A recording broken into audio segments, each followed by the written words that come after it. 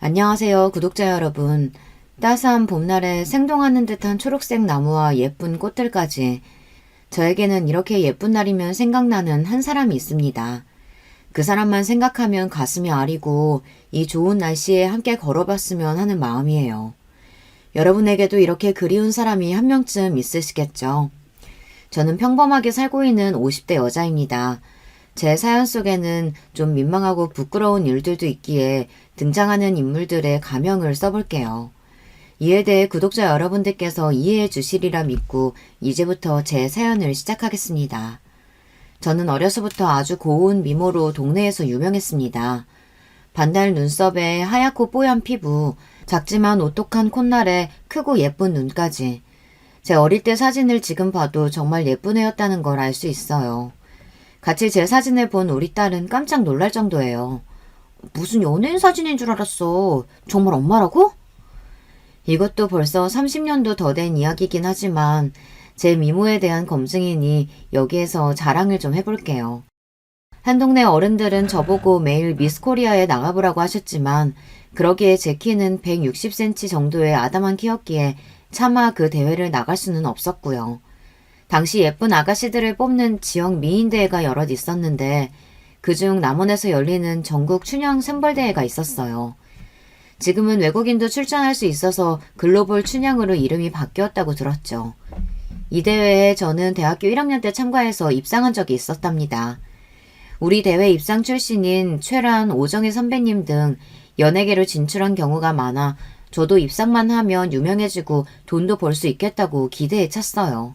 하지만 대회에 입상해서 한동안 신문사 촬영이나 잡지 기사를 찍고 나서부터는 미스 춘향이라는 명함을 내밀 만한 일이 없더라고요. 그래서 다시 일반적인 대학생의 삶으로 돌아와야 했습니다. 처녀적에는 여자가 예쁘기만 하면 꿈같은 세상이 펼쳐지고 백마탄 완장님과 결혼해서 꽃길만 걸을 줄 알았죠. 그렇지만 살면서 전 모진 풍파를 다 겪어봤습니다. 아마도 여러분이 상상도 못할 그런 일들이요. 마냥 꿈에 젖어서 살던 저는 이제 고개도 숙일 줄 알고 세상 무서운 줄도 아는 중년 여성이 되었네요. 세월은 아무도 이기지 못한다고 지금 저를 알고 있는 대부분의 지인들은 제가 미스 춘향 출신인 줄도 모른답니다. 그저 젊었을 때 참 미인이었겠다는 이야기를 듣곤 하지만 말이에요. 대학교를 다니면서 저는 어떤 직업을 갖고 살겠다는 구체적인 꿈이 없었어요. 그저 젊음과 미모만 믿고 도도하게 있으면 능력도 있고 멋진 남자들이 알아서 저를 찾겠거니 하는 안일한 마음뿐이었어요.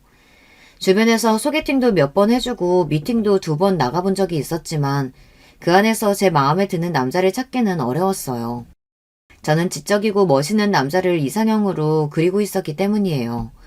소개팅을 했던 남자들 중에는 의대생, 법대생도 있었지만 도도한 제 눈에는 차지 않았어요.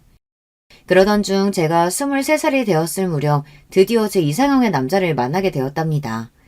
그 남자는 이름은 이준호, 26살의 건장하고 활발한 성격의 남자였어요. 준호 씨는 우리나라에서 최고의 이공계 대학 카이스트를 다니고 있는 재원이었어요.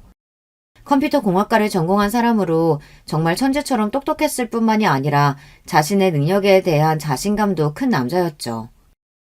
우리나라 IT 사업은 아직 불모지에 불과해. 이 땅에 IT 벤처 회사를 일으켜서 미국에서도 인정받는 성공 신화를 일으켜보겠어. 준호 씨는 제가 잘 모르는 IT 분야에 대한 이야기를 소개팅 내내 했지만 제가 이를 알아듣지 못한다고 해도 무엇이 대수겠습니까? 이미 제 마음은 준호 씨를 향해 있었습니다. 준호 씨도 처음 저를 보았을 때 이미 눈에 하트가 그려질 만큼 저에게 호감을 갖고 있었어요. 은주, 너는 진짜 예쁘게 생겼다. 배우 심은하나 최수지보다 더 예쁜 것 같아 보여. 너 혹시 전생에 춘향이로 태어난 거 아니야? 어머, 오빠, 저 미스 춘향대회 나가서 입상도 했어요. 저 춘향인 거 어떻게 알았어요? 진짜요? 우리는 대화부터 너무 잘 통했고 준호 씨는 능력도 있고 지적일 뿐 아니라 유머 감각까지 있는 완벽한 남자였어요. 준호 씨를 소개해준 제 친구에게 다음날 학교에서 밥을 사며 감사의 표시까지 했습니다. 어제 네가 소개해준 오빠 진짜 멋있더라. 우리 오늘 저녁에 또 만나기로 했어. 그치? 내가 딱 봤을 때 둘이 아주 잘 어울릴 것 같더라고. 안 그래도 준호 오빠가 나한테 거하게 쏘겠다고 문자 보냈어. 어떻게 하늘에서 선녀를 낚아왔냐면서 너한테 푹 빠졌더라. 저와 준호 씨는 정말 잘 어울리는 한 쌍이었어요. 준호 씨의 학교가 있는 대전에도 놀러 가보고 준호 씨가 우리 학교에도 놀러 오면서 우리는 장거리 연애라는 장애를 극복하고 뜨겁게 사랑했습니다. 준호 씨는 대학교 학부를 졸업하고 대학원 연구실에 있었는데요. 이때부터 몇 명의 선배와 함께 벤처 회사를 창업하겠다며 바빴습니다. 준호 씨가 그 회사에 대한 설명을 저에게도 했었지만 전 그저 정보기술의 컨설팅 관련 회사라고만 알고 있었어요. 하지만 그 회사는 사업 자금을 모으지 못하고 제대로 경영도 해보지 못한 채로 몇 달 만에 문을 닫았습니다. 이 한 번의 실패에 준호 씨는 포기하지 않았어요. 준호 씨는 대학교 시간 강사와 연구실 활동을 병행하면서 창업 자금을 모았어요. 교수님들에게 사업 아이템을 홍보하며 회사 창업에 도움을 주십사 유치하느라 참 바빴습니다. 지난 실패의 경험을 듣고 준호 씨는 더욱 열심히 했어요. 그러더니 결국 2000년 초반에 창업 동아리 친구들과 인터넷 검색 업체를 창업했습니다. 그 당시에는 네이버가 지금처럼 커지기 전의 시대였는데요. 준우 씨가 개설한 인터넷 사이트는 가입자 수가 폭발적으로 늘어서 이러다가 야호를 잡아먹는 것 아니냐는 말도 들을 정도였죠. 준호 씨의 사업은 날로 확장했고 자신의 회사가 잘 되고 나니 준호 씨는 그제야 회사에만 몰두하는 것을 멈추고 주변을 볼 여유가 생겼나 봅니다. 저와 준호 씨는 그동안 연애하면서 대부분 전화나 문자로 서로의 일상을 공유했고 얼굴을 보고 만나는 날은 일주일에 한 번씩 그것도 잠깐의 시간만 보냈을 뿐입니다. 우리가 연애한 지도 몇 년이 흐르고 저는 이미 결혼 정년기에 접어들었기 때문에 아마 준효 씨는 마냥 기다리게 하는 것 같아 저에 대한 미안한 마음이 마음속에 자리했던 모양이에요. 은주야, 바쁜 나 이해해주고 늘 옆에 있어줘서 정말 고마워. 내가 꼭 성공해서 너한테 좋은 차도 사주고 예쁜 집도 사주고 은주 네가 하고 싶은 건 뭐든 내가 다 해줄게. 나는 괜찮아요. 그런 준호 오빠는 매일 잠도 서너 시간밖에 못 자고 밥도 대충 컵라면으로 때우고 그렇게 살지 마. 건강이 제일 중요한 거 알지? 그럼 우리 회사가 미국의 법인 회사를 세우고 나스닥에 성장되기 전까지 난 멈추지 않을 거야. 그런데 너희 집에서 우리 결혼에 대해 말씀하시지는 않아? 사실 내색하지는 않았지만 우리 집에서는 관연한 딸이 남자친구도 있는데 결혼도 안 하고 있으니 부모님의 걱정과 잔소리가 날로 커졌습니다. 그래도 저는 어른들 권유대로 선을 봐서 다른 남자와 결혼하고 싶지 않았어요. 제가 아무 말 없이 가만히 있자 준호 씨는 제 손을 잡았습니다. 이제 우리 회사도 안정기에 접어들었어. 너 행복하게 해줄 자신이 생겼어.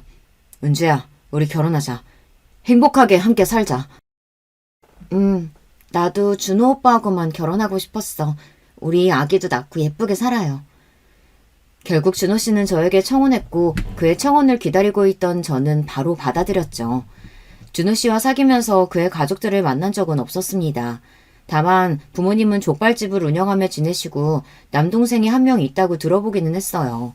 결혼 승낙을 받기 위해 준호 씨의 부모님이 하시는 족발집에 처음으로 찾아가 배웠습니다. 아빠, 엄마, 오늘은 손님이 그래도 별로 없네요. 큰아들 왔습니다. 이놈의 자식, 너 거의 1년 만에 얼굴 보는 것 같다? 그래, 이제 회사는 좀 덜 바쁘냐? 네, 회사도 좀 궤도에 오르고 했으니 저도 이제 결혼 좀 해야죠. 맨날 얘기하던 색시감 오늘 데려왔습니다요. 저는 부끄럽고 긴장이 되었지만 준호 씨 부모님에게 잘 보이고 싶은 마음에 조신하고 공손히 인사를 드렸습니다. 안녕하세요, 아버님. 인사가 늦었어요. 저 준호 씨와 만나고 있는 이은지라고 합니다. 아이구야, 웬 선녀님이 오셨냐 했다. 어째 그래 얼굴이 고운가 아가씨? 우리 준호가 꽁꽁 숨겨둔 이유가 있었구만. 이렇게 이쁜 처자를 진작 좀 데려왔어야지 말이야. 여보, 준호 엄마, 여기 좀 와봐요. 시부는 준호 씨처럼 활달하고 인상도 좋은 분이셨어요. 식당 카운터에 계신 시부와 반갑게 인사를 나누자 준호 씨 어머니가 주방에서 급히 손을 닦으며 나오셨어요. 아니, 우리 준호가 여자친구를 데려왔다고? 아이고, 반가워라. 네, 어머님, 처음 인사드려요. 이렇게 뵈니 저도 너무 반갑습니다. 왜 우리가 흔히 드라마에서 보던 못된 시부모님 많잖아요. 내 잘난 아들 뺏어간 게 너냐 라면서 네 조건이 어쩌고 저쩌고 며느리 흠집 잡기 바쁜 그런 시어머님이라면 어쩌나 걱정이 많았는데 웬걸요. 준호 씨의 좋은 성격은 그 부모님의 영향을 받았던 모양인지 부모님 두 분 모두 참 좋은 인성을 가진 분들이셨습니다. 두 분은 저와 준호 씨에게 각종 족발과 비빔 막국수, 김치전 등등 상다리가 부러지도록 많은 음식을 계속 가져다 주셨습니다. 족발을 한 점 집어 새우젓에 찍어 입에 넣자마자 육즙이 잘잘 부드러운 것이 너무 맛있었습니다. 아니 어머님, 족발이 어쩜 이렇게 부드럽고 맛있어요? 돼지 잡내는커녕 고소한 향만 나고 저 이렇게 맛있는 족발은 머리털 나고 처음 먹어봐요. 원래 이쁜 것들은 입도 짧고 여시처럼 내숭 떠는 건데 아닌가 봐. 은지양은 얼굴도 이쁜데 어찌 그렇게 복스럽게 잘 먹고 성격도 좋아요? 감사합니다. 근데 진짜 맛있어서 그래요. 저는 이미 준호 씨 부모님에게 사랑받는 딸처럼 편하고 사이좋게 지내게 되었습니다. 아닌 게 아니라 족발도 맛있고 다소 허름한 식당인데도 손님들이 거의 모든 테이블을 채우고 계셨어요. 그런데 지금 밤 9시인데도 식당에 손님이 이렇게나 많이 오시네요. 오늘은 비도 오고 해서 손님들이 좀 적은 거요. 평소 저녁 시간에는 줄을 서서 기다려야 한다고. 준호 씨 아버지는 자랑스럽다는 듯이 설명하셨습니다. 준호 씨 부모님 가게는 동네에서 소문난 대박 맛집이었어요. 카이스트 대학원까지 다닌 똑똑한 준호 씨의 부모님은 20년 넘게 족발 장사를 하셨다고 하니 뭔가 언밸런스해 보였지만 도리어 저는 좋았습니다. 가족분들이 교수나 전문직처럼 모두 똑똑하고 엄격한 분위기였다면 평범한 저는 숨이 막혔을지도 몰라요. 준호 씨 부모님은 장남이 처음 데려온 여자친구, 그것도 신부감을 데려왔으니 이것저것 궁금하신 부분이 많았고 저는 차근차근 질문들에 답해드렸습니다. 족발을 먹고 간단하게 소주도 조금씩 마시면서 우리의 분위기는 이미 결혼한 뒤에 친밀한 가족과 같았어요. 이렇게 좋은 시부모님이 계시니 저는 하루라도 빨리 준호 씨와 결혼하고 싶어졌어요. 그리고 준호 씨는 제가 자신의 부모님과 이렇게 잘 어울리는 모습을 보니 입이 귀에 걸려서 연신 행복하다는 말을 했습니다. 시간이 11시가 다 되어가는 늦은 시간이 되자 급히 남자 한 분이 족발집에 들어왔어요. 이 자식아 왜 이렇게 늦게 왔냐? 너희 형수 이제 집에 데려다 줘야 돼. 미안. 오늘따라 과장님이 회의를 길게 해서 너무 늦었네. 게다가 회사가 화성시에 있잖아. 형 좀 봐줘. 안녕하세요 형수님. 형이 보내준 사진은 다 봤었는데 진짜 미인이시네요. 우리 형이 뭐가 좋다고 이런 미인분이 결혼을 하시려고 그러세요? 그 남자분은 준호 씨의 남동생으로 저와 동갑인 회사원이었습니다. 영어를 무척 잘하는 공대생이었던 재호 씨는 지금 외국계 회사에 다니고 있다고 해요. 동생분도 똑똑하고 좋은 회사를 다니다니 집안 유전자가 좋은 모양입니다. 제가 준호 씨네 가족들에게 환대를 받은 만큼 우리 부모님도 준호 씨를 반겨주셨어요.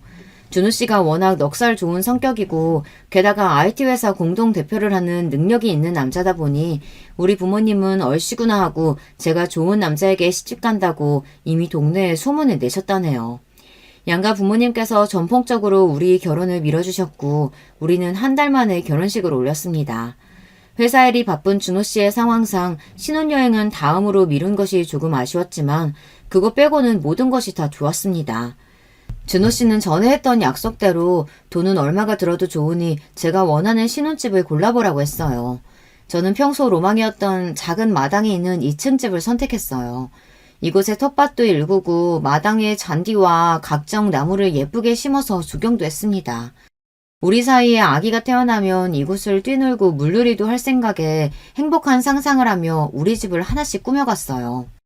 하지만 그렇게 오랫동안이나 아이가 우리를 기다리게 할 줄은 그때는 몰랐습니다. 우리 부부는 병원에 가보았지만 특별히 임신이 안 될 조건이 없었음에도 임신이 되지 않았으니까요. 남들이 볼 때 부러워할 만한 가정이었지만 아기가 없으니 제 속은 타들어갔습니다. 하지만 제가 불안해하고 조급해한다고 뭐가 바뀌겠어요. 그저 바쁜 남편 건강하도록 음식 잘 챙겨주고 입는 옷이나 사업하는 남편의 안사람으로서 챙겨주며 사이좋게 잘 살고 있었어요. 우리가 결혼하고 오래되지 않아 서방님도 결혼을 하게 되었습니다. 서방님이 시댁에 데려온 아가씨는 저보다 1살 어린 여자분이었는데요. 한눈에 전 알아볼 수 있었어요. 그 여자는 속된 말로 된장녀의 성형녀였거든요. 된장녀란 여자가 속물적으로 명품이나 남들 눈에 있어 보이는 겉모습 치장만 중요시하는 여자라고 하잖아요. 그 여자는 발끝부터 머리끝까지 온갖 명품으로 도배를 했고 쌍꺼풀도 크고 코를 있는 대로 높게 세워서인지 어색한 느낌이 강한 얼굴이었습니다. 제가 나중에 서방님에게 살짝 물어봤을 정도예요. 서방님, 예비 신부 친정집이 부자인가요? 명품을 아주 좋아하나 봐요. 아니요, 그냥 평범하게 회사 다니다가 은퇴하신 분들이에요. 저 사람이 명품을 좀 좋아해야 말이죠. 자기 월급을 고스란히 저런 옷이나 액세서리 같은 거 사는 것 같더라고요. 이렇게 말하는 서방님은 골치 아프다는 표정이었습니다. 사실 그 아가씨와 서방님은 우리처럼 불타는 사랑으로 결혼까지 가게 된 것이 아니라 따로 사정이 있었거든요. 서방님 회사가 화성시에 있어서 인근 오피스텔에 자취하면서 살다가 이웃으로 만나면서 친해지게 되었는데 어느 날 술김에 두 사람은 그만 선을 넘게 된 거죠. 그 이후로 연애를 하긴 했지만 아가씨는 서방님을 좋아했지만 서방님은 그 아가씨에 대해 진지한 마음이 아니었대요. 그저 좀 사귀다가 말려고 했대요. 하지만 그날 밤 아기가 생긴 겁니다. 그래서 서방님은 자신의 아이를 책임질 마음으로 이 아가씨와 결혼을 하게 된 거예요. 서방님은 난감해하면서 이야기를 했지만 저는 속으로 조금 부러웠어요. 속도 위반이라도 아기가 생긴다니 얼마나 좋겠어요. 이런 사정이 있으니 결혼식은 바로 그 다음 달에 올렸고 그렇게 동서가 새 식구로 들어오게 되었습니다. 구독자 여러분들은 관상을 믿으시나요? 저는 사람을 볼 때 조금 따지는 편인데요. 우리 동서는 제가 본 관상과 첫인상 그대로의 성격을 지닌 사람이었어요. 젊은 여자가 과하게 꾸미고 성형까지 그렇게 한 것이 좋아 보이진 않았는데 그보다 동서의 성격이 더욱 문제였어요. 자기 형편에 맞지 않게 과소비를 하는 데다가 말을 너무 생각 없이 내뱉는 성격이었죠. 하루는 가족 모두 시댁에 모여 저녁을 먹으며 대화하는 자리였어요. 거기에서 동서는 아이가 없는 저 들으라는 식으로 속없이 이야기하더군요. 난 신혼생활도 없이 바로 애기 엄마 되어버렸으니 이 신세를 어쩌면 좋아요. 내가 잘나가는 싱글이었던 때가 바로 엊그제 같은데 말이죠. 당신이 언제 잘나갔어? 진짜 미인인 우리 형수도 가만히 있구만. 이가 진짜 또 형님하고 나 비교할 거야? 그래도 시집 오자마자 떡두꺼비 같은 손자 낳아준 이 둘째 며느리가 더 예쁘죠, 어머님? 어머님은 제 눈치를 살피면서 말씀하셨습니다. 둘째야, 아기 생긴 건 축복이야. 감사한 마음으로 열심히 키우거라. 그런데 왜 차린 음식들은 이렇게 안 먹는 거야? 속이 안 좋니? 석훈이 임신해서 15kg나 몸무게가 늘었는데도 안 빠져서 큰일이에요.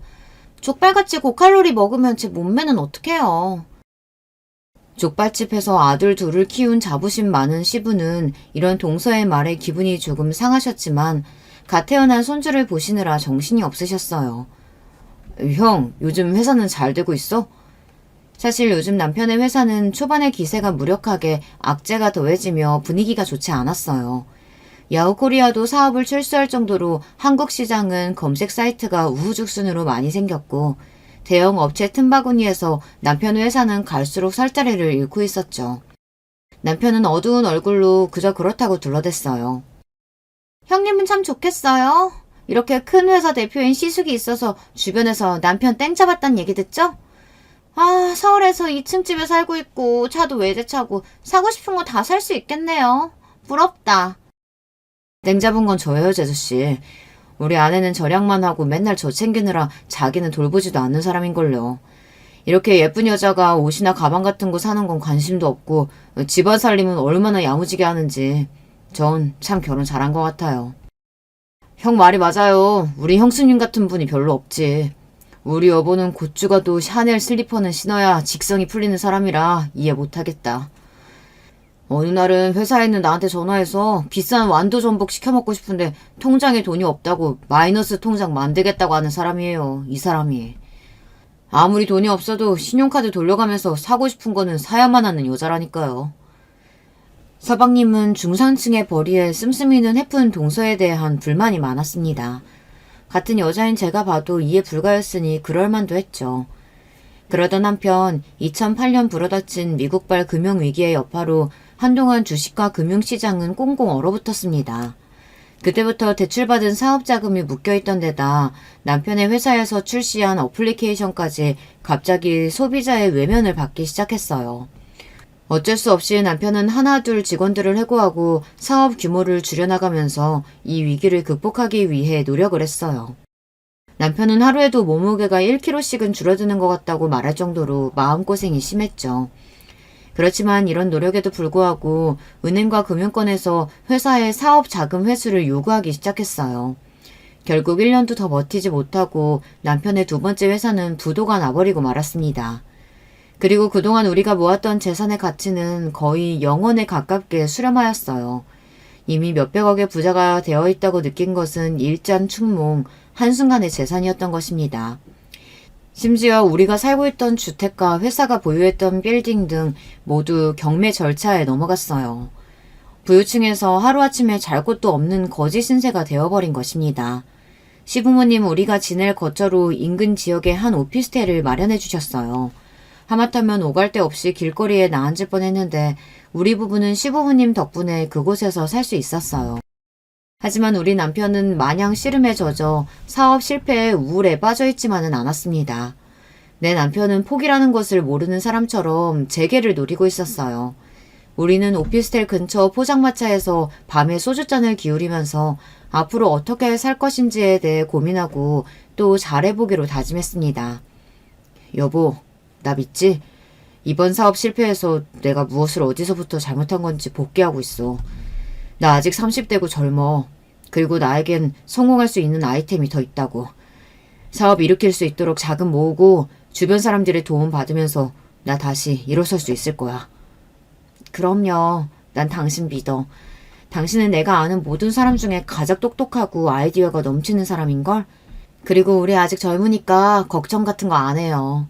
내가 있는 힘껏 당신 도울게요. 당신은 또 해낼 수 있어.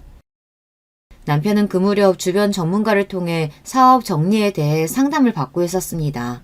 회사 자체를 회생할지 파산할지, 직원들의 임금 체불은 어떻게 해결해야 할지, 그리고 회사가 체납한 세금에 대한 납세 의무는 어떻게 되는지 등등 회사 법인에 대해서 조언을 듣고 차근히 정리를 해나갔습니다. 보통 이렇게 회사가 파산하면 대표는 자기 재산을 몰래 챙겨서 직원들 임금 지불도 체납된 채 도주를 한다고들 하는데 우리 남편은 그 마지막까지 최대한 도덕적으로 그리고 직원들에게 피해를 줄이는 방향을 고민하면서 정리를 해나갔습니다. 결국 남편은 결단을 내리고 사업을 과감하게 정리했습니다. 우선 회사를 폐업 신청하고 남편 본인도 개인 파산을 신청했습니다. 밀린 직원들 월급도 근로복지공단에서 사업주 대신 지급해주는 체당금으로 처리했습니다. 그나마 사업주가 나서서 체당금으로 처리해준 데에 대한 보답으로 직원들은 검찰에 임금 체불로 인한 형사처벌을 원하지 않는다는 탄원서를 써줬어요. 그로 인해 처벌도 면할 수 있었습니다. 물론 이 모든 과정은 매우 복잡하고 상당한 노력을 들었지만 남편은 사업 정리를 잘 마무리할 수 있었습니다. 폐업한 두 번째 회사를 깔끔하게 정리하고 나자 남편은 새로운 회사를 다니기 시작했습니다. 새 직장은 이전에 파산한 회사의 직원들과 함께 설립한 게임 회사였어요. 직원들은 폐업한 회사에서 구상 중이던 게임 프로젝트를 새로 설립한 회사에서 진행했습니다. 남편은 한동안 집에 생활비가 없었기 때문에 퇴근한 이후에는 대리기사도 했습니다. 이렇게 낮과 밤 가리지 않고 종잣돈을 모아가면서 남편은 열심히 살았습니다. 이 시간들은 뼈를 깎는 인고의 시간들이었어요. 남편은 대리기사를 하며 술 먹은 진상들이 난동을 피우고 심지어 이 개새끼야 하면서 욕설을 듣질 않나 못복골 많이 당했습니다. 남편은 이 시간들을 견디면서 세 번째 회사가 자신의 마지막 사활을 건 것이라는 마음으로 조금씩 키워갔습니다. 여보, 내가 얼마 전에 얘기한 심심풀이 게임 말이야. 그게 간단한 게임이었는데 생각지도 않게 인기를 타면서 그 게임이 구글 플레이 스토어에서 며칠간 급상승 1위도 기록했어. 이거 대박 조짐 보이겠는걸? 게임 회사에서 출시한 어플리케이션이 대박이 난 한편 남편은 부족한 자금을 모으는 일에 골몰했습니다. 재도전하는 기업인을 돕는 정부 정책을 찾아 정책금융기관부터 펀딩 받을 수 있도록 준비를 하고 있었어요. 재기 지원 펀드라는 것이 있어 남편 회사가 재기 자금을 지원받을 수 있기 때문입니다. 새로 세운 회사 직원들은 원래 게임 동아리 친구들로 게임이나 어플리케이션에 대해 잘 알고 있었어요. 그리고 남편은 사업 경험이 많은 대표였기 때문에 회사는 상승세였고 비전까지 있어 보였습니다. 히트를 쳤던 심심풀이 게임에 이어 알고리즘을 기반으로 한 맞춤형 영상 채팅 앱까지 개발하기에 이르렀어요. 이 어플리케이션은 한국 시장뿐 아니라 중국 등 아시아 시장에서도 큰 인기를 끌었습니다. 그래서 중국의 거대 기업과 미국의 데이트 앱 관련 큰 회사들이 남편의 회사를 사들이겠다고 제안까지 받았습니다. 이렇게 회사는 국내 최초 스타트업 엑셀러레이터로 불린다는 제목으로 경영인 잡지에도 실릴 정도로 남편은 벤처기업 경영자로 주목을 받고 있었습니다. 남편의 유명세는 더해져서 여기저기 강연이 쇄도했고 후배들을 만나면 남편은 이렇게 조언했습니다. 사람이 태어났으면 인생에 한 번은 무조건 창업하라 라면서 말이죠. 이렇게 남편은 이전의 실패들을 딛고 일어서서 사업에서 성공 가도를 달리고 있었습니다. 눈앞에 큰돈이 오고 갔고 이전의 2층 집보다 더 럭셔리한 강남의 단독 주택을 사서 이사를 갔어요. 남편이 두 번째 회사 파산을 한 지 고작 4년 만의 일이었습니다. 우리는 금방이라도 부자가 될 것만 같았죠. 그렇지만 그렇게 큰 부를 이룬 것보다 더 큰 선물이 우리를 찾아왔습니다. 바로 제가 아기를 임신한 것이에요. 너무나 기다리던 아기가 우리 부부에게 와서 전 행복감으로 어쩔 줄 몰랐습니다. 물론 친정, 시댁 할 것 없이 모든 가족들이 임신을 축하해 주었어요. 저는 예쁜 딸아이를 순산했고 시부가 장명소에서 지어온 이름 이진아를 아이의 이름으로 했습니다. 우리 진아는 건강하고 예쁘게 잘 크고 있었고 남편의 회사가 번창해서 생활이 여유로워지니 저는 어느 하나 아쉬울 것 없는 삶을 살았습니다. 하지만 하늘에서 저의 이런 행복을 오랫동안 허락해주지 않았습니다. 2016년 우리나라의 사드 배치 논란으로 중국 회사들이 약속했던 투자 계약을 이행하지 않기 시작한 거예요. 이를 계기로 남편 회사의 자금이 점점 경색되기 시작했습니다. 또한 여러 가지 악재가 겹치기 시작했어요. 직원들의 급여와 퇴직금도 밀려서 10억이 넘는 수준에 이르렀습니다. 이를 해결하고자 족발집을 하는 부모님에게 손을 벌리는 것도 한계에 다다랐으니까요. 급한 자금 대출을 받고자 사채를 이용했지만 채권자였던 사람들은 하루가 다르게 험악하게 대출을 갚으라며 나왔습니다. 남편은 망해가는 회사를 살리고자 동분서주 애썼고 저는 남편을 돕기 위해 시부모님 족발 가게에 나가 일손을 도우며 생활비를 벌었습니다. 남편은 집에 녹초가 되어 돌아와서 매일 한숨을 쉬고 끊었던 담배와 술까지 했습니다. 힘들어하면서 겨우겨우 지탱해온 사업이 도무지 나아질 기미가 보이지 않아서인지 자꾸 죽겠다고까지 푸념하는데 옆에서 보는 저도 정말 힘들었어요. 남편의 무력감은 날이 갈수록 더해가고 이제 저에게 이렇게까지 말하는 겁니다. 난 이제 막다른 길로 몰렸다. 내가 모든 거를 다 안고 가는 게 좋지 않을까? 여보, 내가 없어도 진아랑 잘 살 수 있지? 이렇게 못난 말만 해대는데 제가 알던 남편의 모습이 아닌 겁니다. 아니라고 열심히 하면 된다고 응원하는 것도 하루 이틀이지 계속 이러니 솔직히 저도 지쳐서 대답도 나오지 않는 상황이었어요. 그러던 어느 날 시부모님 식당에서 일하고 퇴근해서 집으로 돌아온 저는 고통스러운 현실을 마주하게 되었습니다. 가세가 기울면서 급히 이사온 28평형 빌라에 온 집이 컴컴했고 화장실에서 새어나오는 불빛만 가늘게 보였을 뿐입니다. 현관에 남편의 신발을 보고 남편이 먼저 집에 왔다고 생각하고 화장실 안으로 들어가 보니 믿을 수 없는 광경이 펼쳐져 있었습니다. 제 남편이 숨져 있는 것입니다. 자악한 연기 속에 남편은 화장실 바닥에 쓰러져 있었고 그 옆에 타다 남은 번개탄이 있었습니다. 저는 그대로 뒤로 나자빠져 눈앞의 광경에 할 말을 잃고 보고만 있었습니다. 이후 저는 정신을 차리고 남편의 뺨을 쳐댔어요. 여보, 일어나! 여보, 죽으면 안 돼! 하지만 이미 남편의 머리도 손도 축 처지고 아무 반응이 없었어요. 저는 울면서 119에 신고를 했습니다. 남편을 어떻게든 살려보려고 했지만 병원에 가서 의사로부터 듣게 된 것은 이미 남편이 사망한 뒤라는 이야기뿐이었습니다. 경찰도 병원으로 와서 저에게 조사를 받으며 남편의 사망 사건을 수사하기 시작했습니다. 그간의 남편 상황을 얘기 듣고 집에 외부 침입 흔적이 없는 점 등을 미뤄서 결국 경찰은 남편이 자살한 것으로 결론을 내고 말았습니다. 이 나쁜 사람아, 이 모질한 사람아. 누구는 50살에도 파산했다가 다시 재기해서 더 크게 사업 일으켰다더라. 사람이 독하게 마음먹고 헤쳐나가지 못할 일이 뭐라고 이렇게 황망하게 가버린 거야. 이제 3살 된 우리 애기랑 나는 어떻게 살라고 이렇게 혼자 떠난 거냐고. 전 남편을 떠나보내면서 그가 너무나 원망스러웠어요. 그리고 경찰은 우리 집 식탁에 놓여진 남편의 유서를 발견하고 저에게 전해주었습니다. 부모님, 정말 죄송합니다. 이 불효자식은 앞으로 닥칠 일들을 감당할 자신이 없어서 여기에서 생을 마감하려고 합니다. 부모님에게 큰 불효인 줄 알면서 이렇게 할 수밖에 없는 못난 아들을 용서해주세요. 부디 이 못난 아들은 잊으시고 부모님께서 건강하게 지내시길 빌겠습니다. 그리고 여보, 당신에게 가장 미안하고 또 미안해. 내가 7년 전 2번째 사업 망했을 때는 그래도 젊고 자신이 있었어. 당신 덕에 힘을 내서 재기에 성공했지만 이번 실패는 차마 견디기가 힘들어. 못난 남편이어서 착하고 꽃 같은 당신을 끝까지 행복하게 해주지 못해서 정말 미안해요. 우리 진아 잘 부탁해. 그리고 당신이 나보다 더 좋은 남편 만나서 행복하기를 빌게. 당신을 정말 사랑했어. 남편의 유서를 옮겨 쓰고 있는 지금도 저는 흐르는 눈물을 참을 수 없어 한참을 아무것도 하지 못할 만큼 이날은 저에게 고통스러운 기억입니다. 그 이 고통은 아직도 제가 치유하지 못한 상처로 남아있을 뿐입니다. 남편이 스스로 목숨을 끊을 동안 그를 막지 못한 제 자신에 대한 죄책감은 더욱 무거웠어요.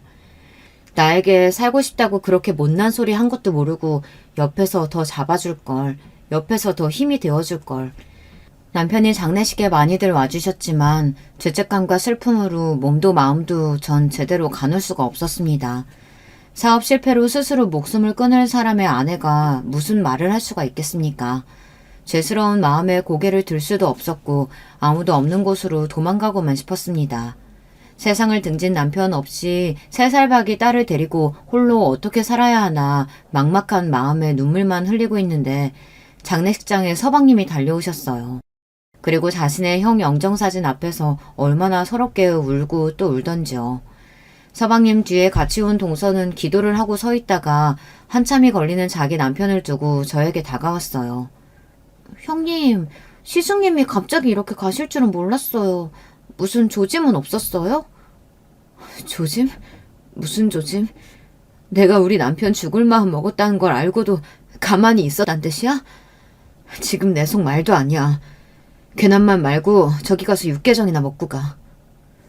전 그 순간에 툭 하고 속 뒤집어 놓는 동서의 얼굴도 보기 싫었고 그녀의 말을 들을 여유 따위는 없었습니다. 형님도 참, 내가 뭘 했나요? 난 그냥 시숙도 형님도 너무 안 됐어서 일을 막을 수 없었나 물어본 거지. 뭐 어차피 이렇게 된 거 형님도 좋게 생각하세요. 사업이 3번이나 망해서 형님 마음고생 많았잖아요. 시숙님 사업한다고 형님 돈 끌어다니고 족발집에서 종업원처럼 일하고 매일 속만 썩였는데 차라리 잘 됐죠 뭐. 세상에 마상에. 지금 시숙 장례식에 와서 한다는 소리가 글쎄. 전 동서의 말을 듣는 순간 눈이 뒤집혀졌습니다. 장례식이고 뭐고 까맣게 다 잊고 동서에게 소리쳤어요. 나가. 당장 내 남편 장례식에서 나가란 말이야. 이 상황에서 동서는 아연실색하며 뒷걸음질 치다가 식당을 나와버리고 서방님과 시부모님 모두 놀라서 저에게 오셨어요. 무슨 일이냐며 묻는 가족들에게 전 아무 말도 못하고 그대로 실신해버렸습니다. 얼마나 지났을까. 저는 장례식장에 딸린 작은 방 안에 누워있었습니다. 그리고 옆에는 시모가 제 손을 잡고 걱정스러운 얼굴로 계셨고요. 얘야, 어째 정신이 드니? 나도 아들 잃은 애입니다. 내 마음도 갈기갈기 찢어질 듯 머리가 하얗고 숨쉬기도 힘들 지경이야. 우리 큰아들이 아내 하나는 참 잘 얻었지. 이렇게 지 생각만 하는 안 사람을 두고 목숨을 끊다니. 그래, 아까 무슨 일이 있었냐? 네가 그럴 애가 아닌데 들쥐한테 소리 지르고 내쫓아서 말이다. 어머님 죄송해요. 제가 정신이 나갔나 봐요. 그런데요. 어머님, 저 똑같은 상황 와도 전 또 동서 내쫓을 거예요. 아니 지금도 다시 그 얼굴 보면 빗자루 들고 때리면서 쫓을지도 몰라요. 아니 왜? 걔가 무슨 말을 했는데? 저는 시모를 붙잡고 울면서 동서의 말을 전해드렸어요. 그 말을 들으신 어머님은 극대노하셔서 그대로 시부에게 가서 이 일을 전하셨습니다. 그랬더니 뒤이어 시부의 버럭하는 소리가 들렸고 두 분은 한참을 언성 높여가며 말씀하셨어요. 저는 안쪽 방에 누워있어서 정확히 어떤 말씀들을 나누는지 그때는 알 수 없었지만 아마 그때부터 동서는 이미 시댁에서 복수의 대상이 되었을 겁니다. 그 인면수심의 새치혀를 놀린 대가를 치르게 되겠죠. 시부는 서방님을 당장 당례식당으로 불러들이고 고래고래 소리쳤습니다. 너, 네 마누라가 아까워서 네 형수한테 대고 한 말 들었어 안 들었어? 네? 아니요, 전 모릅니다. 그 사람이 무슨 실수라도. 이 멍청한 놈아. 작은 며느리가 평소에도 꼬락서니가 별로고 여기저기 본데 없이 말하고 다니는 건 내 이미 알고 있었다만 사람으로서 할 소리가 따로 있지. 너희 형 영정사진 앞에서 형수한테 비웃었다더라. 사업 실패하고 사고만 치던 남편 죽어서 잘 됐단다. 이게 사람이냐? 이게 사람이 할 소리야? 이년이 그런 개소리를 했단 말이에요? 믿을 수 없어. 진짜고 말고 니네 형수가 어디 실언할 사람이냐? 그 말 듣고 니네 형수가 실신했다가 좀 전에 깼는데 너 이놈아 당장 그년이랑 이혼해. 네가 이혼 못하면 너까지 호적에서 파버릴 거야. 아버지, 이혼이 대수예요? 하다하다 이제 별말을 다 하네. 내가 오늘 2년 복날 개패드 잡아버릴 거예요. 서방님은 부들거리면서 화를 더 이상 참지 못하겠다는 듯이 벌떡 일어나서 나가버렸어요. 이후 동서와 서방님 간에 무슨 사단이 났든 저는 관심 없었습니다. 우리 남편이 세상에 없는데 그딴 일들이 다 무엇이겠습니까? 저는 시부모님을 의지해가며 겨우 남편의 장례식을 마쳤습니다. 남편의 장례식이 끝나자마자 살고 있던 집을 팔기 위해 부동산에 들렀습니다. 남편 사업을 정리해야 돼서 되도록 급하게 팔아주세요. 아유, 사정은 딱하지만 지금 비수기라 집을 사려는 사람이 별로 없어요. 웬만하면 시세보다 많이 낮춰서 내놔야 팔릴 것 같은데 어쩌죠? 부동산 사장님은 제가 알고 있던 시세보다 2억이나 깎아서 내놓으라고 하더군요.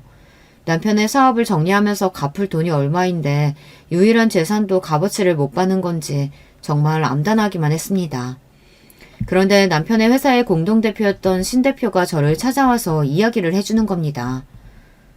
재수씨, 우리 대표 그저 약한 마음 먹고 그렇게 된 거 아닙니다. 그것이 아마 이 대표에게는 최대한으로 재수씨와 가족 그리고 회사 직원들을 보호할 수 있던 방법이었을 거예요. 이 대표는 채권자들한테 우리가 살고 있던 집 그리고 예금 등을 건드리지 못하도록 조치를 취했어요. 직원들의 퇴직금까지 정리해놓고 나한테 이 사실을 알려줬습니다. 아마 지난번 사업 실패 때 회사가 망하면서 자기 전 재산까지 날리는 일이 이번에는 없도록 한 것 같아요.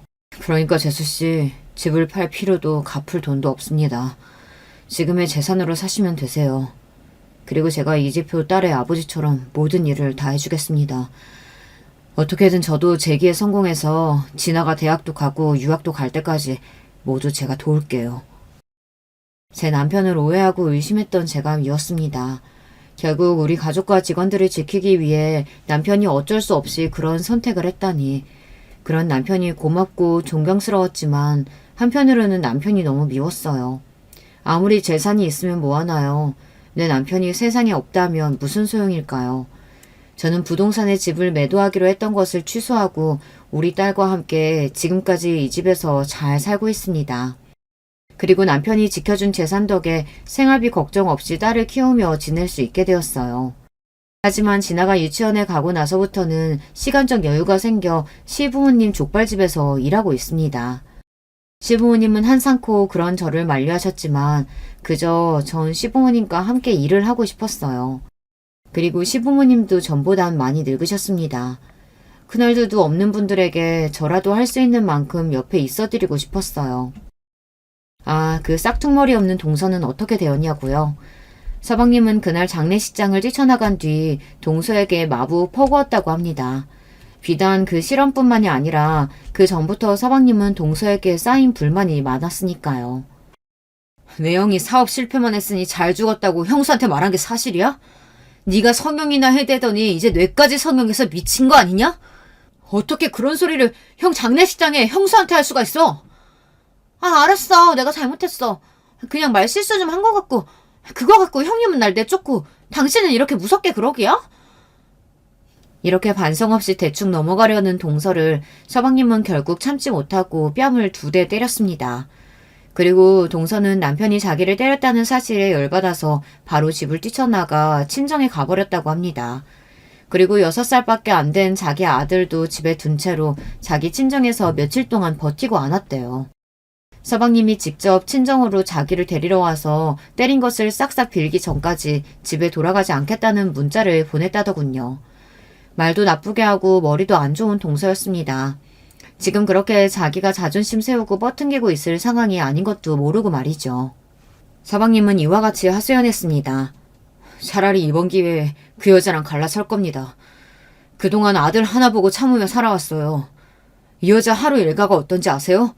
남편은 이른 아침마다 뚜벅이로 회사 버스로 출근하는데 이 여자는 늦지막히 일어나서 석훈이 아침도 대충 챙겨서 유치원 셔틀버스 태워보내놓고 내 차 한 대 있는 거 끌고 나와서 맨날 동네 아줌마들이랑 몰려다니고 놀았어요. 쇼핑몰 다니고 브런치 먹으러 다니면서 돈 써대고 애들은 이 학원이 좋다, 이 교구가 좋다 그런 시덥지 않은 수다 떨며 오후까지 놀다가 석훈이 유치원에서 올 시간 맞춰서 집에 들어가는 거예요. 집안일이라도 깨끗이 청소하고 빨래하고 애 교육 챙기면 내가 뭐라고 합니까? 맨날 집은 어질러져 있고 설거지는 쌓여있고 늦게 퇴근해서 들어가면 피곤한 남편한테 대고 누구 집은 어쩌고 저쩌고 돈 없다고 지랄거려요, 이 여자. 사치가 심해서 한글도 못 읽는 석훈이 죽어도 영어 유치원 보내야 한다고 하지 않나. 자기는 집에서 책 한 권도 안 읽으면서 다른 집에서 100만 원 넣는 전집 산다고 들으면 그냥 우리 아들은 무조건 사야 한대요. 내 월급이 400만 원 정도 가져온다 치면 매일 그 이상은 아내가 써대서 적자 신세를 면하지 못해요.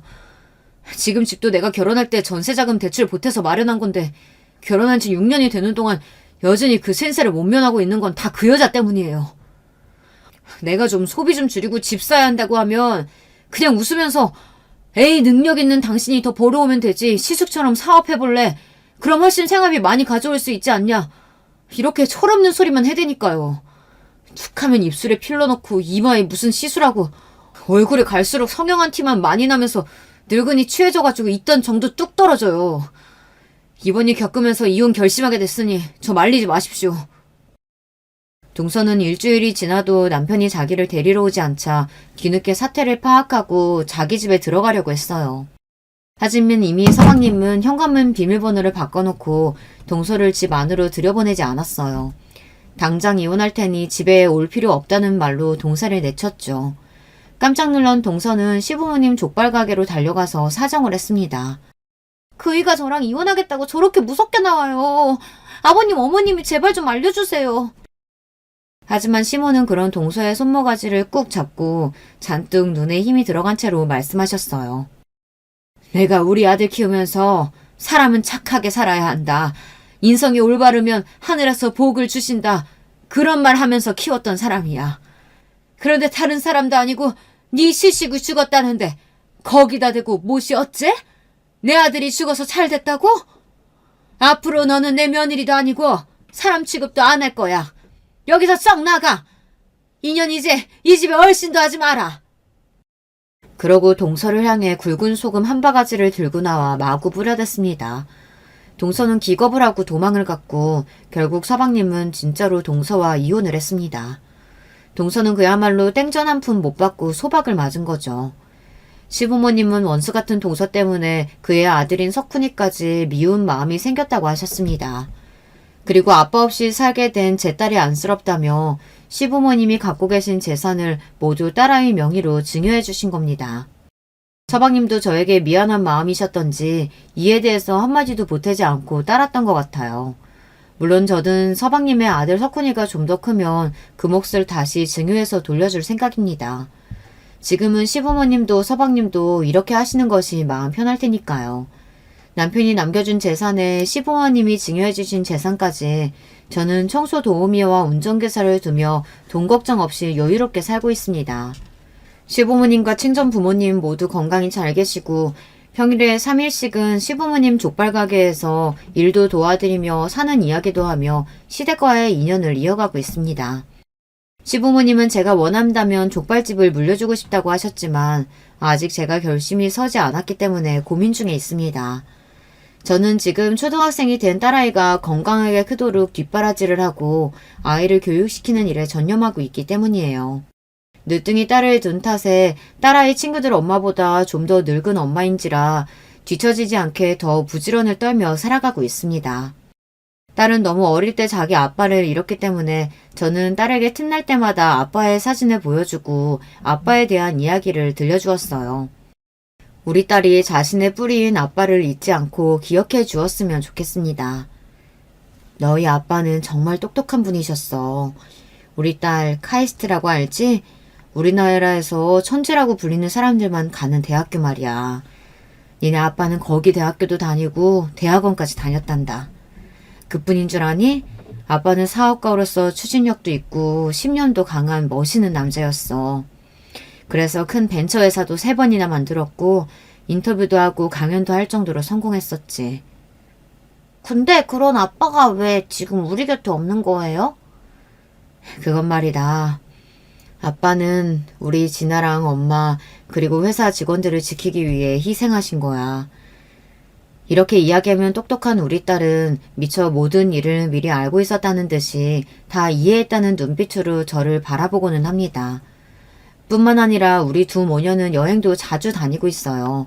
견문도 넓히고 좋은 세상을 많이 보며 자랐으면 하는 바람으로 진아와 둘이서 국내에도 다니고 1년에 2번 이상은 해외여행도 다니며 지내고 있습니다.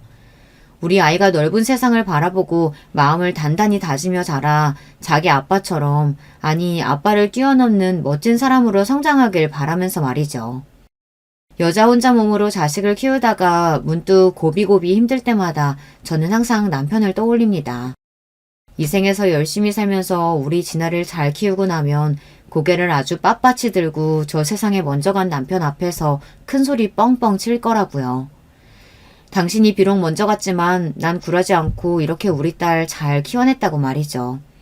그럼 내 남편은 기특한 저를 칭찬하며 고생했다고 안아주겠죠. 여기까지 저의 굴곡지게 살아왔던 이야기였습니다. 제 사연을 끝까지 함께 들어주신 구독자 여러분께 무한한 감사를 보냅니다. 혹여 지금 힘들고 버거운 일을 겪고 계신 분이 있다면 하루하루 버티다가 언젠가는 좋은 날이 올 테니 포기하지 않으셨으면 좋겠습니다. 별의별 일을 다 겪은 저도 그런 마음으로 하루하루 살아가고 있거든요. 우리 모두 힘을 내서 잘 살아봐요. 화이팅입니다. 안녕하세요. 결혼한 지 3년차 30대 유입니다. 어제는 친정엄마의 기일 2년차였습니다. 대부분의 사람들이 그렇듯 엄마라는 존재의 부재감은 쉬이 나아지질 않더라고요. 엄마가 갑작스러운 심장마비로 돌아가신 지 벌써 2년이 지났다는 사실이 믿기지 않을 만큼 시간은 덧없이 빠르게 흘렀습니다. 그만큼 많은 일들도 있었고요. 어젯밤 엄마의 제사를 지낸 후 오랜만에 남편과 남은 제사 음식으로 술을 한잔 했어요. 먹먹해지는 마음에 제가 쉽사리 엄마의 이야기를 꺼내지 못했듯 그동안 남편도 시어머니 이야기를 쉽게 꺼내지 못했습니다. 현재 시어머님과는 남보다도 못한 사이로 지내고 있거든요. 길게 이어진 술자리에서 우리는 처음으로 과거에 있었던 이야기들에 대해 곱씹어보는 시간을 가지게 됐습니다. 저와 남편은 작은 회사 내에서 사수와 부사수로 처음 만났어요. 남편이 2년 먼저 입사한 대리고 저는 이제 막 전 회사에서 첫 번째 이직을 성공한 신입이었죠. 대리님, 저번에 사업 참여한 A회사에서 사업계획서 금액이 맞지 않다고 또 연락 왔는데요. 에? 그거 미연 씨가 수정해서 다시 보냈다고 하지 않았어요? 수정본도 틀리게 작성해서 보낸 거예요? 대리님이 보완하라고 한 부분만 보내셨는데요. 대리님이 직접 확인도 하셨고요. 확인 제대로 못한 나도 잘못이지만 아무리 내가 확인했다고 해도 미연 씨 업무 아닌가요? 본인이 한 번 더 확인을 했어야죠. 왜 이렇게 책임감이 없어요? 깐깐하고 나이 서 있고 톡 쏘는 말투의 남편과 그에 반해 항상 억울하지만 제대로 따지지도 못하고 소심했던 저. 앙숙도 그런 앙숙일 수가 없었어요. 일을 배우는 입장이라 회사에서 큰 소리 한 번 못 냈던 저는 그렇게 남편과 사이가 점점 악화되면서도 악착같이 버텼습니다. 저에겐 꼭 필요했던 커리어였거든요. 그렇게 1년이 지난 후 제가 아주 사소한 잔실수를 저지른 어느 날이었습니다. 죄송합니다, 대리님. 더 주의하겠습니다. 죄송하다는 말이 도대체 몇 번째예요? 경력직으로 들어온 거 맞아요? 내가 못 잡아냈으면 상대 업체에 민망해질 뻔했잖아요. 회사 체면이 뭐가 됩니까? 자자, 윤대리. 아이, 그만하지. 미연 씨, 울지 말고. 남편의 과한 윽박지름에 저는 결국 눈물을 보였습니다. 그날 저는 마시지도 못하는 술을 잔뜩 들이부었어요. 야, 그만 먹어라. 벌써 3병째야. 아, 몰라. 진짜 왜 나만 못 잡아먹어서 안달이야? 사람들 앞에서 그렇게 무안을 줘? 개자식. 당시 전 회사에서 근무한 지 1년을 넘기자마자 이직을 위해 이력서를 곳곳에 넣고 있던 중이었습니다. 그래서였을까요? 평소라면 절대 할 수 없었던 일을 저지르고 말았습니다. 잔뜩 취해 집으로 가는 길에 그것도 밤 11시예요. 지금 생각하면 정말 미친 짓이었죠. 신호가 4번쯤 울렸을 땐가 휴대폰 너머로 누군가 전화를 받았습니다. 여보세요? 저 혹시 윤대리님 핸드폰 아닌가요? 나 현수 엄마예요. 현수 지금 씻는 중이라. 아, 네, 안녕하세요, 어머니. 저는 윤대리님 회사 후배입니다. 아, 그래요? 늦은 시간에 무슨 일이라고 전해줄까요? 전화를 받은 건 대리님이 아닌 웬 중년 여자였습니다. 지금 저의 시어머니요. 그녀의 말투는 굉장히 퉁명스러웠습니다. 밤 11시에 술에 취해 전화를 거는 회사 여자 후배라니 그럴만도 했죠. 그 순간 정신이 확 들었어요. 내가 지금 무슨 짓을 한 거지? 술에 취해 발음 하나 제대로 못하면서 그에게 따지겠다니 얼굴이 확 달아올랐습니다. 저는 무슨 말을 했는지도 모를 정도로 황급히 얼버무리며 전화를 끊었어요. 그리고 집으로 돌아와 잠에 들기 전까지 미쳤어를 반복했습니다. 다음 날은 하필 남편과 저를 제외한 회사 사람들 모두 외근 일정으로 사무실에 출근하지 않는 날이었습니다. 남편은 출근하자마자 사무실에 홀로 있는 저에게 씩씩대며 화를 내기 시작했습니다. 미연 씨, 이제 적당히 좀 합시다, 예? 뭘요? 모른 척 시치미 떼지 마요. 다 알고 있습니다. 우리 엄마도 오미연 씨 당신도 제발 그만해요. 술에 취해 전화를 했었다고요? 엄마 그 거짓말을 내가 믿을 것 같아요? 난 그 빌어먹을 종교에 가입할 생각도 당신과 결혼할 생각도 눈꼽만큼도 없어요. 네? 종교요? 저랑 누가요? 대리님이 결혼이요? 이제 연기 그만하세요. 사입이라면 나는 치를 떠는 사람이라고요. 저는 정말이지 회사의 누군가가 저에게 몰래카메라를 시연하는 줄 알았습니다. 이게 무슨 소린지 도통 알아들을 수가 없었어요. 어안이 벙벙해서 그저 입만 떡 벌리고 남편을 바라보던 찰나 더 황당한 광경이 눈앞에 펼쳐졌습니다. 남편이 항상 제게 냉랭하기만 하던 그 윤대리님이 제 앞에서 눈물을 보이며 흐느끼기 시작한 게 아니겠어요. 저는 정말 어찌할 바를 몰라 멀뚱멀뚱 남편을 바라보며 상황 판단을 해보려 노력했습니다. 어젯밤 술에 취해 처음 통화한 대리님의 엄마와 내가 무엇을 했다는 것이며 사이비 종교란 게 도대체 나와 무슨 연관이 있는지를요. 그때 불현듯 머릿속에 한 사람이 스쳐갔습니다. 그 사람은 바로 저희 엄마였습니다. 저는 저도 모르게 아 하고 탄성을 내질러 버렸어요. 아직 그가 무슨 오해를 하고 있는지는 모르겠지만 그가 왜 나와 사이비 종교라는 것을 연관시켰는지 알 것도 같았습니다. 그리고 그날 저와 남편은 좋아하며 그동안 서로 쌓인 긴 오해들을 드디어 풀었습니다. 저희 어머니는 제가 어릴 적부터 몸이 아프셨던 아빠를 간병하랴 남의 가게로 일을 다니며 외벌이로 가정을 꾸리랴 정말 고생이 많으셨습니다. 제가 성인이 돼서 드디어 장만한 엄마의 식당이 잘 된 건 다행이지만 그마저도 인건비를 아끼신다며 1년 365일을 쉬지 않고 일하셨죠. 엄마 나이는 50대 초반이었지만 너무 고생하신 탓에 마치 60대 초반처럼 보였어요. 당신 스스로 거울을 볼 때마다 속상해하시는 모습을 보며 가슴이 미어졌습니다. 평생을 가족에게 헌신하신 엄마가 단 하나 자신이 원하는 것이 있었는데 그건 바로 이단 종교였습니다. 저를 오해한 남편이 일컬었던 일명 사이비 종교요. 어떤 경로로 엄마가 그 종교에 발을 들였는지는 알 수 없지만 하느님 혹은 하나님 대신 하늘님이라고 호칭으로 기도를 드리던 것을 들은 이후로 어렴풋이 이단교회에 다니고 계신 걸 알 수 있었습니다. 그렇다고 엄마가 밖에서 듣던 광신도들처럼 집안 돈을 가져다 바치거나 했던 건 아니었어요. 하루 종일 가게에서 일하시느라 포교활동 것은 생각도 못 하셨고요. 그리고 저와 아빠에게 단 한 번도 종교 가입을 권유하신 적도 없습니다. 제 생각이지만 엄마는 기대고 의지할 곳이 필요하셨던 것 같아요. 그래서 주 1회 일요일 오전에만 가게 오픈을 다른 직원에게 맡기고 그 교회를 다녀오셨습니다. 저녁엔 다시 식당에서 일을 하시고요. 일주일에 단 반나절 자신을 위한 시간을 쓰겠다는데 가족 누가 반대할까요? 여러분이라면 그러실 수 있으실 것 같으세요? 저와 아빠는 그러지 못했습니다.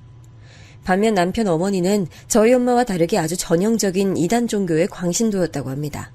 가정은 항상 뒷전이었고 아들이었던 남편 또한 마찬가지였죠. 시어머님이 지금은 돌아가신 시아버님과 남편을 찾을 때에는 교회에 가져다 바칠 헌금을 요구할 때와 종교를 강요할 때뿐이었습니다. 남편은 어릴 적부터 그런 시어머니의 모습을 보고 자란 탓에 이단 종교에 대한 증오가 강해졌고요. 그러던 중 1년여 전부터 시어머니는 다른 식으로 남편을 괴롭히기 시작했다고 합니다. 남편이 시어머니의 끈질긴 요구에도 교회에 다니지 않자 교회 신도의 딸들과 자신의 아들 사이에 선을 주선하기 시작한 겁니다. 배우자가 생기면 자연스레 남편도 배우자의 종교를 따라오겠거니 생각하면서요. 처음에 몇 번 거절했더니 다음엔 우연을 가정의 만남을 주선하려고 하더군요. 우연히 영화관 옆자리에 앉힌 후 말을 걸게 하기, 남편 차와 가벼운 접촉사고를 낸 후 연락처 물어보기 등 포교에 열을 올리는 미혼의 신도들이 몇 번이고 시어머니와 짜고 접근을 했었답니다. 그러다 보니 남편은 자연스레 주위의 새로운 여자들을 경계하게 됐고 그러던 찰나 제가 입사를 한 겁니다. 자신의 어머니가 다니는 사이비 교회의 로고가 박힌 팔찌와 물건들을 지닌 새로운 여자가 등장한 거죠. 그것도 남편 직속 부사수로요. 뭔가 상황이 묘하게 들어맞았네요. 하지만 그것들은 저희 엄마가 가족들을 위해 기도가 담긴 물건이에요. 엄마의 마음을 알아서 차마 그걸 버릴 순 없었거든요. 오해해서 미안해요. 그 정도로 난 노이로제에 걸려 있었어요. 이게 여태 미연 씨를 괴롭게 한 정당한 이유가 되진 못하겠지만요. 그동안 정말 미안했어요. 그날 이후 남편은 제게 꽤나 미안했던 건지 저에 대한 태도가 눈에 띄게 달라졌습니다. 오죽했으면 회사 동료들이 저희에게 대놓고 물어봤을 정도니까요. 윤대리랑 오미연 씨 둘이 사귀는 거야? 네? 에이, 그런 거 아니에요. 아니면 윤대리가 미연 씨한테 왜 저렇게 잘해주는 거야 갑자기? 수상해. 정말 아니라니까요. 윤대리님, 아니라고 말 좀 해주세요. 회사 사람들의 놀림에 저는 부정했지만 남편은 부정도 긍정도 않고 멋쩍게 하하 웃을 뿐이었습니다. 전 조금 당황하긴 했지만 그의 반응이 싫지 않았어요. 그리고 그해 겨울 저희는 연인이 됐고 2해가 지났을 땐 당연한 듯 결혼을 했습니다. 물론 결혼식까지의 과정도 순탄치는 않았어요. 남편에게 듣기로 처음 시어머니는 저희 엄마가 같은 땡땡교 신도라는 사실을 듣고 뛸 듯이 기뻐하며 당장 결혼을 빨리 추진하라고 재촉했답니다. 하지만 문제는 그 뒤였어요. 정작 제가 교회 신도가 아니라는 것을 아신 이후의 말이에요. 아니 도대체 어떤 덜 떨어진 신도가 제 자식 하나 전도를 못하고 여태껏 방치를 내뒀대? 걔네 엄마 이름이 뭐라든? 연애 시절 남편과의 통화 중 남편의 휴대폰 너머로 똑똑히 들린 시어머니의 비아냥거림이었습니다. 남편이 황급히 얼버무리며 전화를 끊었지만 정말이지 저는 선명하게 들렸습니다. 어이가 없었죠. 정작 시어머니 본인도 남편에게 전도를 하지 못했으면서 본인 생각은 못하시고 남을 욕하시는 게요. 그렇다고 그 일로 남편과 사이가 틀어지거나 하진 않았습니다. 남편을 충분히 믿고 있었고 시어머니의 성격 또한 익히 들어 알고 있었기 때문이에요. 시어머니 때문에 결혼을 몇 번이나 망설였지만 남편을 너무 사랑해서 진행하기로 한 결혼이기 때문에 어느 정도 각오는 하고 있었거든요. 그리고 며칠 후 결혼 허락을 받으러 남편이 저희 집에 방문했습니다. 아빠는 자신과 다르게 건강하기만 하다면 엄마의 허락 아래 다 좋다는 입장이셨고 엄마 또한 싹싹한 남편을 참 마음에 들어 했어요. 그리고 저는 분위기를 살피다 엄마에게 시어머니의 종교 얘기를 꺼냈습니다. 엄마, 그리고 중요하게 할 말이 있는데 시어머니가 엄마랑 같은 땡땡교셔. 현수 씨는 나처럼 무교고. 엄마는 조금 놀라는 눈치셨어요. 그럴만도 하죠. 무교인 제가 엄마와 같은 이단 종교 신자의 아들과 결혼한다는 일이 예상 가능했던 일은 아니셨을 테니까요. 엄마는 마냥 좋아하시지 않고 오히려 복잡 미묘한 표정을 지었습니다. 엄마가 20여 년을 다닌 교회에 같은 신자라면 당연히 좋아하실 줄 알았는데 의외였어요. 탐탁지 않아 하는 엄마의 표정에 저와 남편은 엄마의 눈치를 살폈습니다. 엄마는 잠시 망설이다 입을 열었어요. 우리 교회는 우리 집과는 다르게 가족 모두가 신도가 되는 것이 일반적인데 자네 모친께서 종교 강요는 없으시던가? 강요는 하시지만 제가 원치 않았습니다. 그럼 결혼을 하고서도 우리 미연이에게 똑같이 강요를 하시겠구만. 날 보면 자네도 알겠지만 난 우리 미연이가 그런 것에 강요당하는 걸 원치 않아. 괜찮아, 엄마. 이 사람이 알아서 중심 잘 잡아줄 거야. 난 현수 씨 믿어. 반대 기류가 흐르자 저는 황급히 남편을 변호했습니다. 거짓말로 두둔한 것은 아니었어요. 전 정말로 남편이 그렇게 해주리라 믿고 있었거든요. 남편도 분명 제게 그렇게 약속했고요. 그러나 엄마 생각은 달랐던 모양입니다. 우리 교회 사람들은 내가 아주 잘 알아. 나 같은 예외는 몇 없어. 아니, 아예 없다고 생각해도 무방해. 어머니, 아니 장모님, 제가 미연이에게 아무런 피해가 없도록 잘하겠습니다. 한 번만 믿어주십시오. 그럼 결혼 전에 각서를 쓸 수 있겠나? 내 딸이 자네 모친을 도저히 견디지 못할 시에 자네의 모든 재산을 위자료로 넘기고 이혼하겠다고 말이야. 소송 또한 절대 없을 거라고.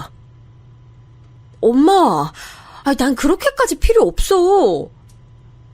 그 정도도 할 수 없다면 난 이 결혼 절대 허락해줄 수 없어. 얼마든지 쓸 수 있습니다.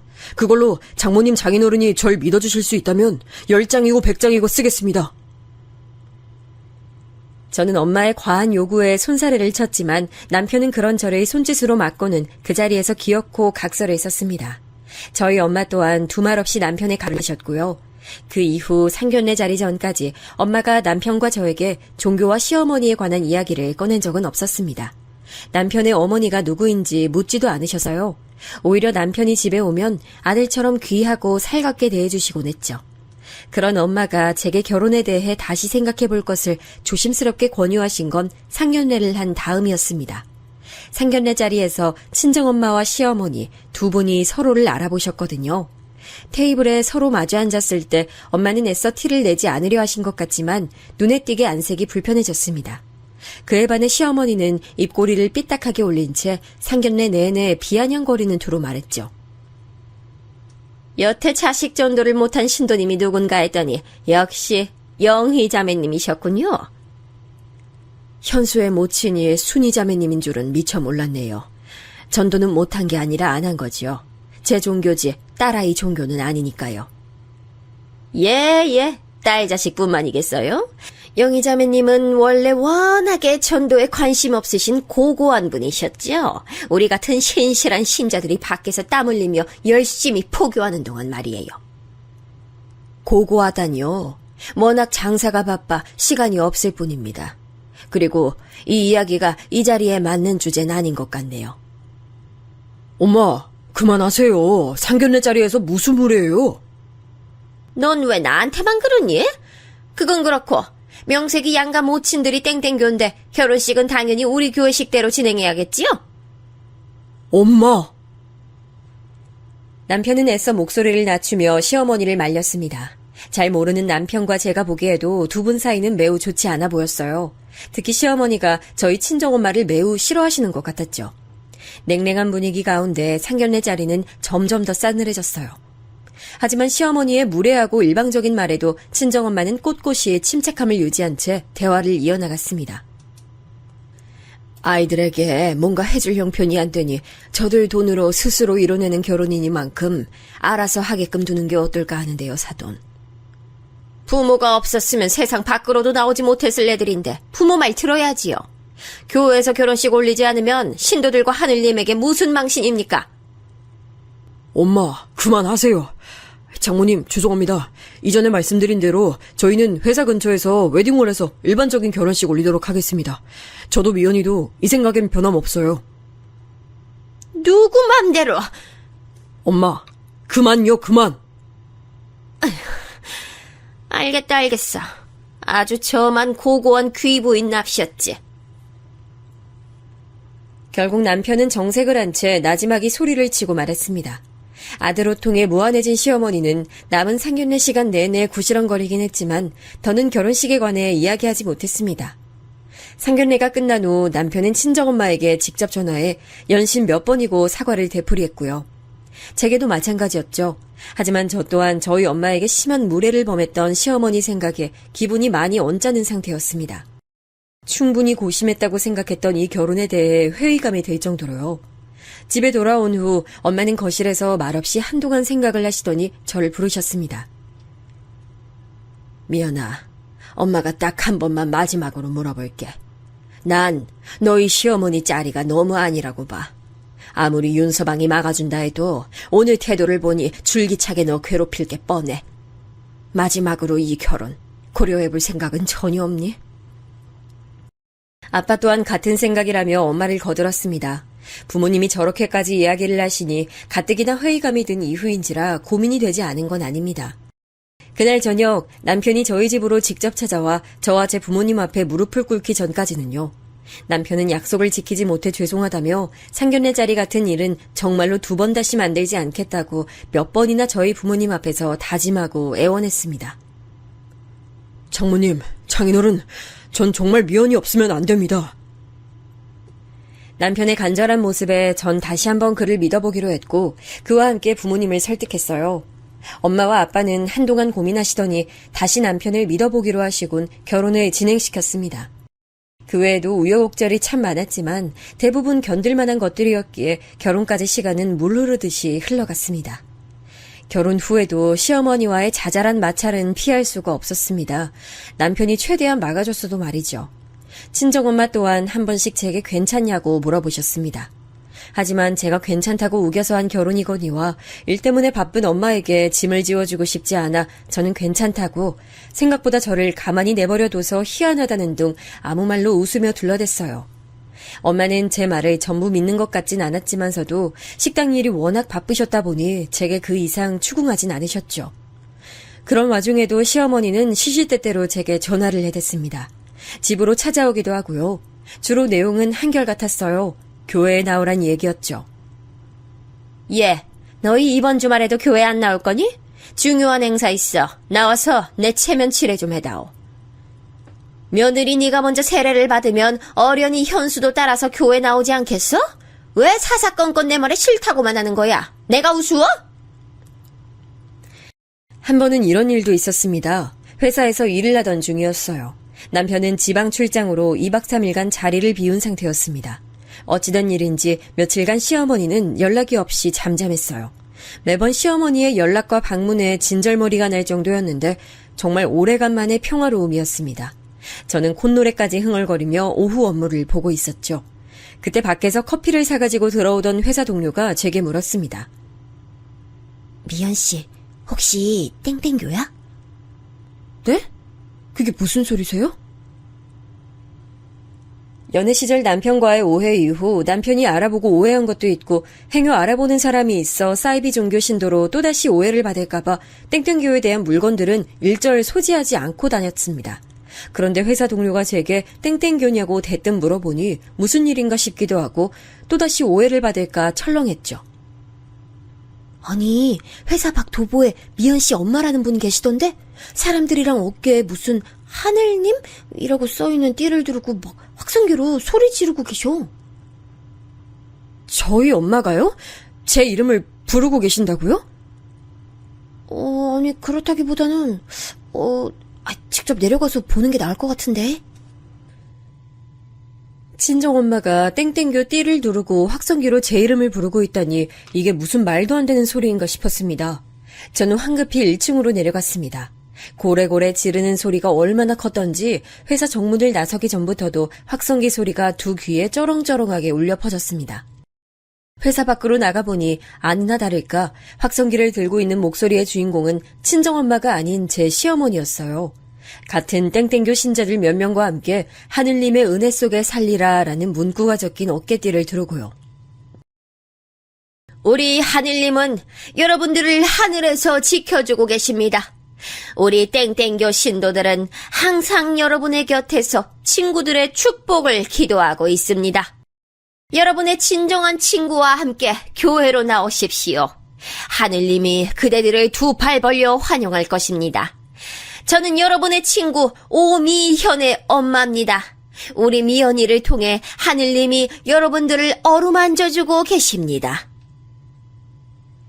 교회 옆에 자질구레하게 세워놓은 팻말에는 하늘님과 함께하면 천국이, 지옥에 가기 전 친구의 손을 붙잡고 축복을 받으라 등의 뻔한 사이비 문구들이 쓰여 있었습니다. 저는 기가 차서 입을 떡 벌리고 시어머니를 쳐다봤습니다.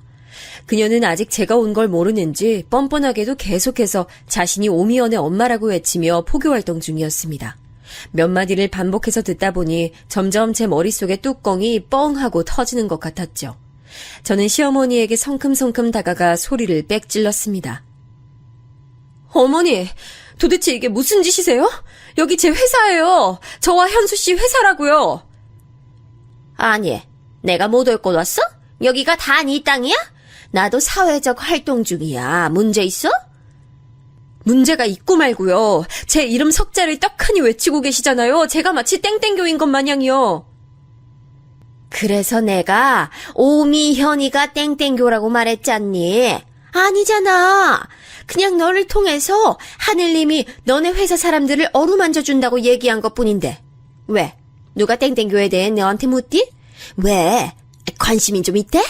있다고 하면 네가 좀 데려와봐. 응? 아는 사람이 있어야 그 사람도 덜 어색할 거 아니야. 그런 사람 없어요. 그리고 어머니가 왜 제 엄마예요? 시어머니죠. 어머, 얘는 서운하게 요새 친정엄마 시엄마가 어딨어. 다 같은 엄마지. 난 널 내 딸처럼 생각해. 얘, 그러니까 네가 지옥 가지 않게 이렇게 열심히 노력해주잖아. 내 말이 틀렸어? 정말 황당했습니다. 억지도 이런 억지가 없었어요. 그때 느꼈죠. 정말 말이 통하지 않는 사람이구나. 똑같이 상대했다간 내가 먼저 횟가닥 돌아버릴지도 모르겠다. 저는 시어머니를 뒤로하고 다시 회사로 들어왔습니다. 그러거나 말거나 시어머니는 다시 확성기에 대고 고래고래 소리를 지르기 시작했지요. 저는 그 길로 반차를 쓰고 회사 뒷문으로 시어머니 몰래 빠져나왔습니다. 회사 동료 몇 명이 1층에서 저와 시어머니의 언쟁을 본 모양인지 다들 쉬쉬하는 분위기였어요. 그래도 다행히 그들 모두 저희 부부와 오래된 사이였던 덕인지 저의 일을 보고도 못 본 척, 듣고도 못 들은 척 묻지 않고 저를 보내줬습니다. 너무 민망하면서도 참 감사했어요. 저는 회사를 나오며 남편에게 당장 전화를 냈죠.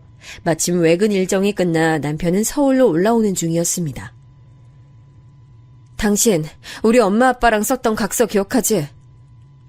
갑자기? 당연히 기억하지. 선택해. 그 각서대로 이행하고 이혼할 건지 아니면 당신 시어머니를 영원히 보지 않을 건지. 뭐? 당신 무슨 일 있었어? 우리 엄마가 또 무슨 짓 한 거야? 우선 내가 미안해. 정말 미안해. 아니, 이제 미안하단 말 지겨워. 당신한텐 미안하지만 난 이제 더 이상 어머님 상대할 자신이 없어. 말이 통하지 않는 분이야. 알았어, 미안하. 일단 나 지금 서울로 올라가는 중이야. 조금 늦을 것 같으니까 집에 가서 쉬고 있어. 아니면 친정 가 있어도 좋고. 친정 가 있을게. 연락 줘. 남편은 뭔가 결심한 듯한 말투로 제게 말했습니다. 저는 굳이 남편에게 무슨 생각인지 묻지 않았어요. 사실 진이 빠져 그럴 힘도 없었습니다. 친정 부모님이 걱정하실 게 뻔한지라 웬만하면 집으로 가려고 했지만 혹여 남편이 시어머니에게 전화로 화라도 낸다면 집에 찾아와 노발대발할 게 뻔했기에 저는 어쩔 수 없이 친정으로 향했습니다. 마침 쉬는 날이라 집에 계셨던 엄마는 제 갑작스러운 방문에 깜짝 놀라셨어요. 어머, 미연아. 이 시간에 어쩐 일이야? 회사는 어쩌고? 엄마. 어머, 얘 왜 울어? 무슨 일 있어? 엄마 목소리를 듣는 순간 저도 모르게 눈물이 터져 흘렀습니다. 저는 정말이지 남편과 이혼하고 싶지 않아서 최선을 다해 버텼었거든요. 그리고 남편 또한 저와 시어머니 사이에서 아등바등 노력한 것을 잘 알고 있었습니다. 그렇기에 이혼 이야기를 절대로 꺼내고 싶지 않았건만 왜 이렇게 되었는지 시어머니가 정말 원망스러웠어요. 저는 그동안의 서름과 남편에 대한 미안함에 엄마에게 안겨 한참을 어린애처럼 울었습니다. 엄마, 난 정말이지 현수 씨랑 이혼하고 싶지 않아. 시어머니가 그냥 너무 미워.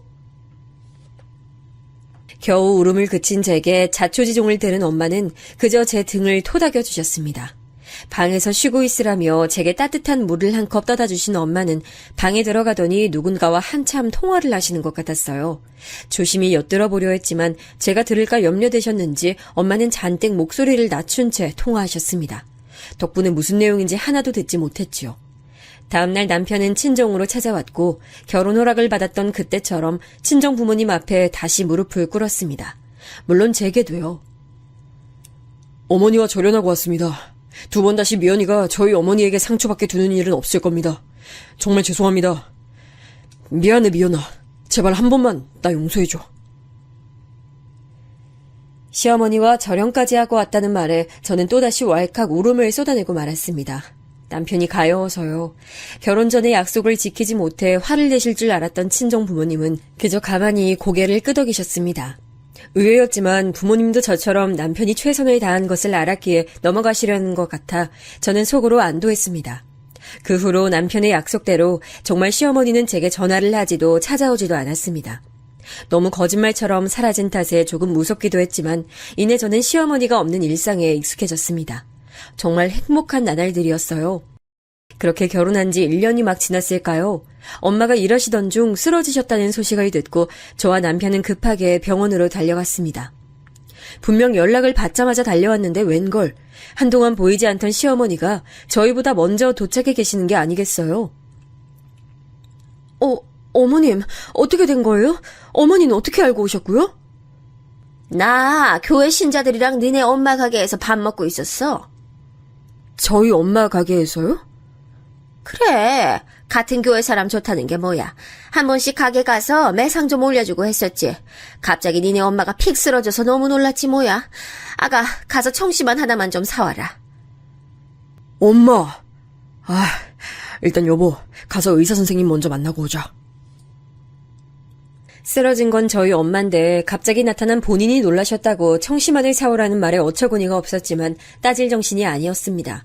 저는 급하게 응급실의 간호사를 애타게 찾았고 담당 교수님이 수술 준비 중이니 수술 동의서에 빨리 서명해달라는 말을 듣고는 엉엉 울음을 터뜨렸습니다. 여보, 울지 말고. 급성 심근경색이라 빨리 수술해야 회복되실 확률이 올라간다잖아. 쓰러지자마자 병원에 오신 게 천운이었대. 빨리 서명하고 장모님 수술 받게 해드리자. 남편 말에 저는 겨우 스스로를 추스를 수 있었습니다. 엄마가 수술 받는 내내 시어머니는 수술실 앞에서 앓는 소리를 해댔죠. 내가 너희 엄마가 쓰러진 걸 발견하고 병원까지 데려왔는데 집에도 안 데려다 주냐. 청심환 좀 사다 달랬더니 무시하냐 등등. 정작 구급차를 부르고 엄마를 태워온 건 식당 직원들이었고 어머님은 교회 신자들과의 모임이 파한 후 택시를 타고 슬렁슬렁 온 것이라고 그들이 말해줬는데요.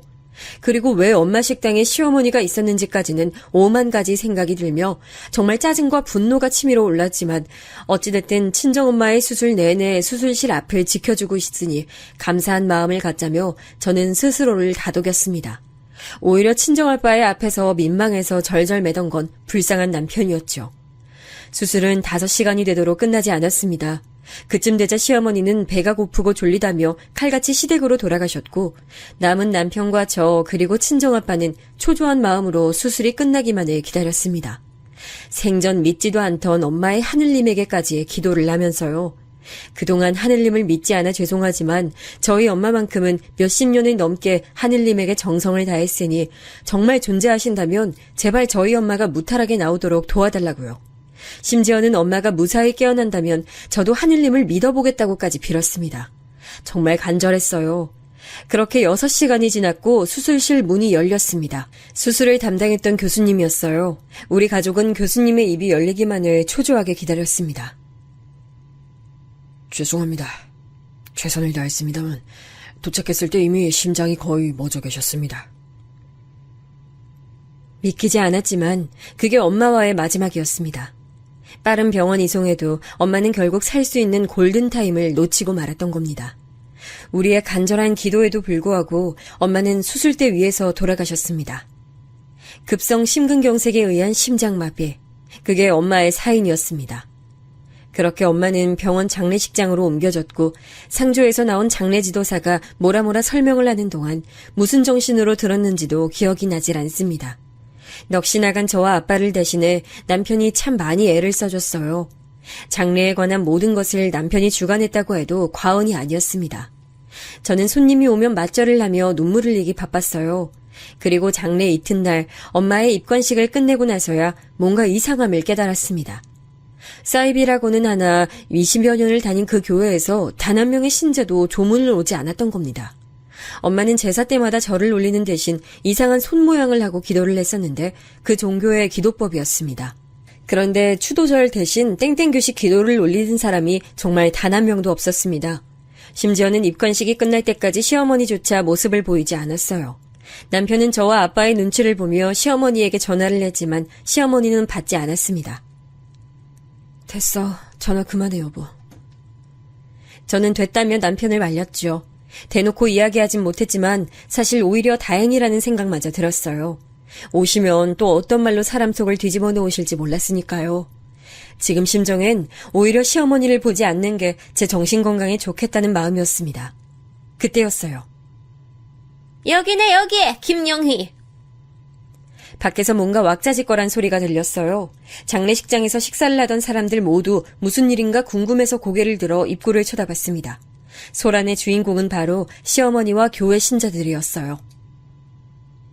예, 나왔어. 교회 사람들도 같이 왔어. 장례식장에 모쪼록 사람이 많아야지. 내가 친한 신자들 죄다 끌고 왔다. 장례식장인 걸 잊기라도 하신 건지 잔치를 오신 건지 시어머니는 큰 소리로 고래고래 제게 외쳤습니다. 그들은 부조도 하지 않고 상주인 저와 제 아버지와 맞절을 하지도 않고 엄마의 영정사진에 기도조차 올리지 않고 바로 식사 테이블로 향해 앉았습니다. 그리고는 상조 도우미 아주머니들에게 손을 휘휘 흔들며 여기 12명 아줌마 소주랑 맥주도 6병 줘요 하고 외쳐댔고 신자들은 술을 너무 많이 시키는 것 아니냐며 깔깔댔습니다. 이 상황이 믿어지시나요? 전 정말 어안이 벙벙했어요. 사람이 너무 당황하면 말문이 막힌다는 말이 무슨 말인지 알 것 같았습니다. 남편이 벌떡 일어나 시어머니를 끌어내려 가려는 제스처를 취했지만 제가 말렸어요. 친정아빠 또한 저와 함께 남편을 만류했습니다. 어차피 올 사람들은 다 왔다 갔네. 내일이 발인이니 오늘은 소란 일으키지 말고 조용히 지나가세, 윤서방. 아빠도 화가 난 눈치였지만 워낙 우리 집에 잘했던 남편의 모친이었고 엄마의 장례식장이니만큼 소란을 일으키고 싶지 않아 보였습니다. 남편은 우리 둘의 만류에 입술을 꾹 깨물고는 자리에 도로 앉았습니다. 시어머니와 신도 무리들을 조용히 보내려던 아빠의 계획은 뜻대로 되지 않았습니다. 초저녁부터 밤 10시가 될 때까지도 그들은 자리를 떠나지 않았어요. 오히려 우리 가족에게 보란듯이 더욱 무례한 대화를 일삼으며 큰 소리로 떠들어댔습니다. 그래도 영희씨 이게 웬 날벼락이래? 그렇게 씩씩하던 사람이. 그러기 말이에요. 심장마비라니. 하늘님도 무심하시지. 이게 다 평소에 하늘님에게 헌금도 덜 내고 전도 활동도 열심히 안 해서 천벌받은 거야. 영희씨 장사 잘 되는 거 맞지? 그런데 헌금을 그렇게 짜게 한다고 목사님이 나한테 푸념을 하셨다니까는. 듣지 않으려 해도 목소리가 어찌나 크던지 시어머니의 말은 못 들은 척을 할 수가 없었습니다. 그래도 내 남편의 어머니다, 내 남편을 낳아주신 분이다 하고 되뇌며 화르르 속으로 삼키기를 계속해서 반복했습니다. 남편은 그런 저를 보며 더욱 안절보절 못했고요. 목사님이 그런 말씀을 하셨어? 그렇다니까. 그렇게 마음 씀씀이를 좀스럽게 쓰면 하늘님이 더 누워신다고 얼마나 걱정하셨나 몰라. 그래도 고통 없이 한 번의 심장마비로 갔다니 하늘님에게 박하게 군 것 치고는 호상이지, 호상. 듣고 보니 그러네요. 이게 무슨 말 같지도 않은 말입니까? 이단에 빠진 사람들은 모두가 이런 마음인가요? 아니겠죠, 여러분? 전 정말이지 제 귀를 의심했습니다. 이게 일을 하다 급하게 쓰러져 죽은 사돈의 장례식장에서 할 말인가요? 그것도 자식과 남편이 듣고 있는데요. 너무 화가 나고 어이가 없어 부들대는 와중에 시어머니는 한술 더 뜨며 절 불렀습니다. 상주 도우미분들이 퇴근하자 하다못해 저에게 육개장을 리필해달라고 소리치며 말입니다. 예, 며느라. 여기 육개장 남은 거 더 없어? 안주 모자라. 전도 좀 갖다 주고. 음식 피는데 눈치껏 좀 채워다 주지 않고. 사람이 하도 기가 차니 헛웃음이 나더군요. 여러분 상상되시나요? 장례식장 상주에게 술안주를 센스있게 리필해오지 않는다며 타박하는 조문객이요. 저는 그런 광경을 태어나서 처음 봤습니다. 심지어 시어머니 한 명이 아닌 나머지 11명의 신자들 또한 마찬가지였어요. 피가 거꾸로 쏟는 것 같았습니다. 친정엄마가 교회에서 도대체 어떤 취급을 받았길래 저들이 여기까지 와서 저런 만행을 부리는지 도통 알 수가 없었어요. 제가 악에 받쳐 시어머니에게 소리를 지르려던 찰나였습니다. 미연아, 난 도저히 못 참겠다. 천연이. 더 이상 참지 못하신 친정아빠가 자리를 박차고 일어나 시어머니에게 달려가셨어요. 그리고 그대로 손을 올려 시어머니의 뺨을 향해 손을 치켜 세웠습니다. 다들 입을 떡 벌린 채 경악을 금치 못했어요. 아빠! 장인어른! 아빠를 말리려고 불렀는지 아니면 무의식 중에 아빠를 외친 건지는 지금도 잘 모르겠습니다. 지금 생각하면 별로 말리고 싶진 않았던 것 같아요. 대신 몸이 약한 아빠가 반대로 시어머니에게 맞진 않을까 오히려 걱정했던 것 같습니다. 다행히 아빠의 손은 공중에서 멈춘 채 부들거리고 있었습니다. 아마도 딸과 사위를 떠올린 후 마지막 남은 이성이었겠지요. 뭐야? 이 양반이 미쳤나? 치려고?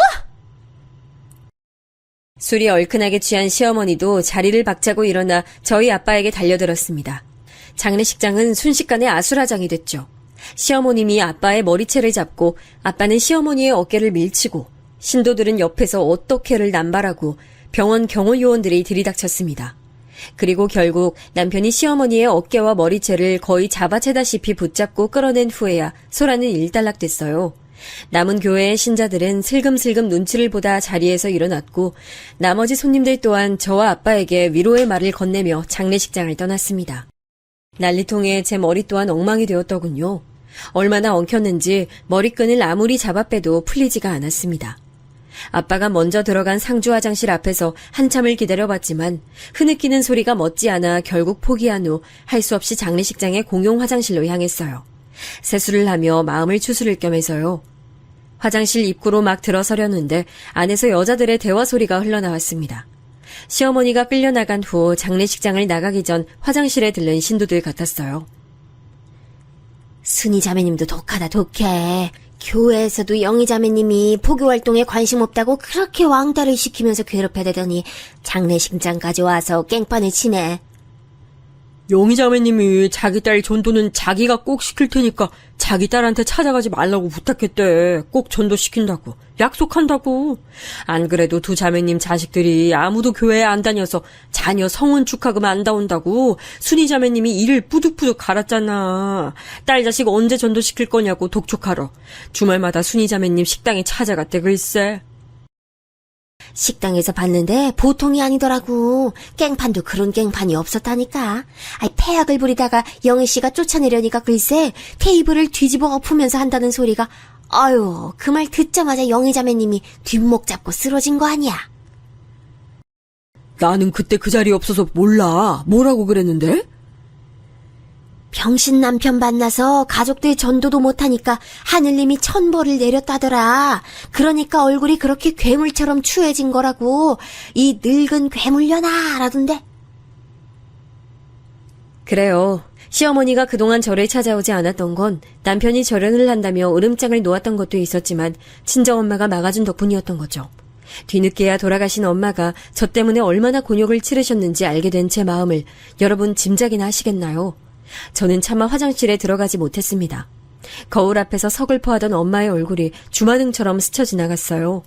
평생 나를 위해 고생하신 우리 엄마가 들은 마지막 말이 고작 그거였다니 슬프고 괴로워서 견딜 수가 없었습니다. 그때 마침 시어머니를 쫓아내고 들어오던 남편을 마주친 저는 남편의 가슴을 마구 치며 통곡했습니다. 마음 같아선 10번이고 100번이고 시어머니를 쫓아가 그 사람의 얼굴이 모조리 으스러질 때까지 뺨을 내려치고 싶었어요. 하지만 남편의 엄마잖아요.